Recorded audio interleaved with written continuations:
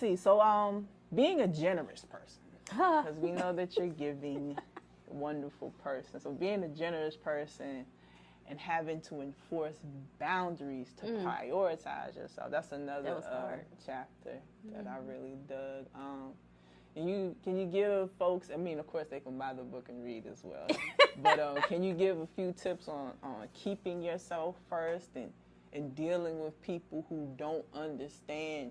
Because some folks always been kind of like hardline people. You know, they don't have a problem with saying no. Right. Some people, you know, as you said in your book, you know, had to come into setting boundaries and putting the word no into their vocabulary when they're not usually that person. So some folks really don't. They struggle with that. You know, the people pleasing and whatnot, and worrying about how others are going to feel. Like, so what tips do you have for keeping yourself first and dealing with people who don't understand the boundaries? It's interesting because I read, because it's true, but to read it and see it plainly is one thing, where it says it's good to have an accountability person, like if you're trying to lose weight or whatever, because you're more apt to do it if somebody else is waiting for you to do it, because you don't want to let them down. But if you're doing it by yourself, you're more apt to not do it or quit because you don't mind letting yourself down. Right. And that's the truth. Yeah. But when it comes to setting boundaries, you have to realize, and it goes back to what I said, you do what you want. Yeah. When you make a declaration, I put a line in the sand and said, from this point, I'm doing what I want to do. Yeah. I literally put everybody on notice. When I turned 40, I was like, I'm doing what I want to do. I want to experience life. Like, I had a whole year of what I call the year of yes. If anybody asked me to do something, I don't care how crazy, I had to say yes, period. I got it from Shonda Rhimes. She did that one year for her birthday.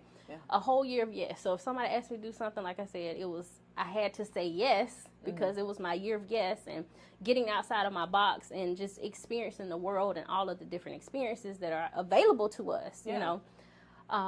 But you have to, at the end of the day, like I said, you do what you want to. Yeah. And if something doesn't fit into what you want to do, I'm just kind of okay with saying no, but there's a way of doing it. You're not just like, no, you know, it's like, well, maybe next week, maybe another time. Can we do it, you know, at a different place or whatever? You don't no doesn't have to be definite. Yeah. And what's delayed is not denied, you know. So we might not can do it when you want, but we can do it another time.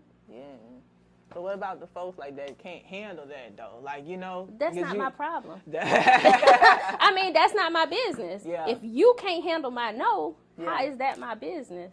But where do you?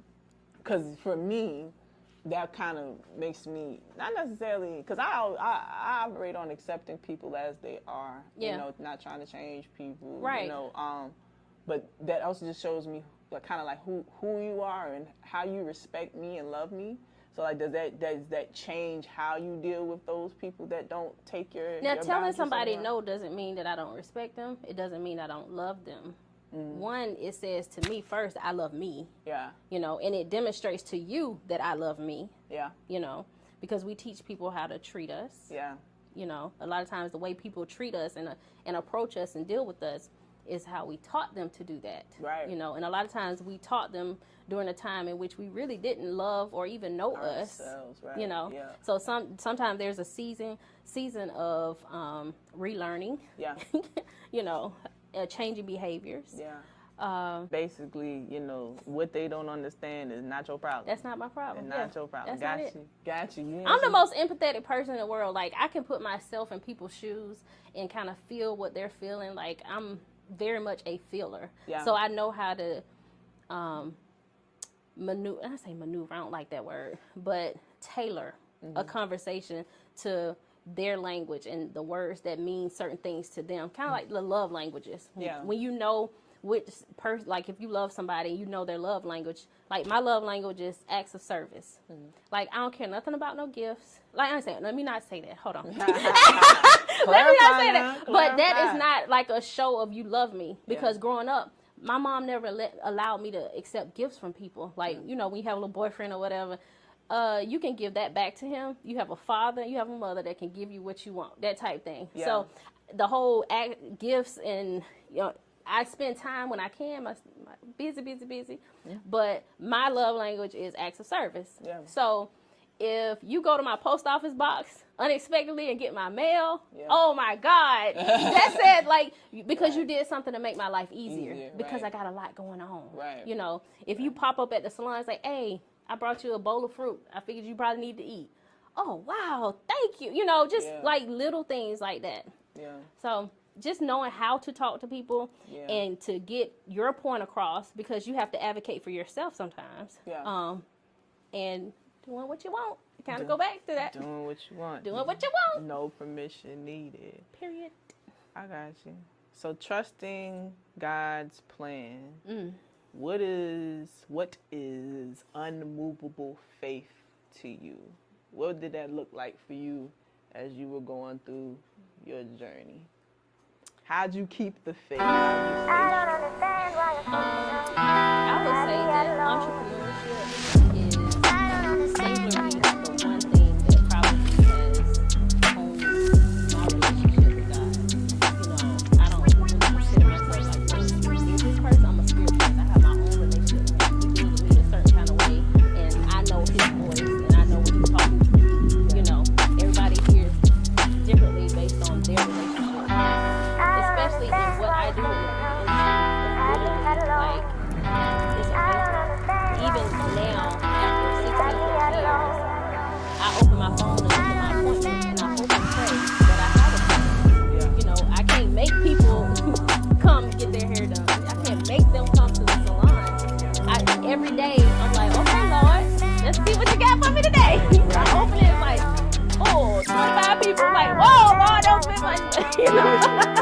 But truly, entrepreneurship is the ultimate walk of faith. Yeah.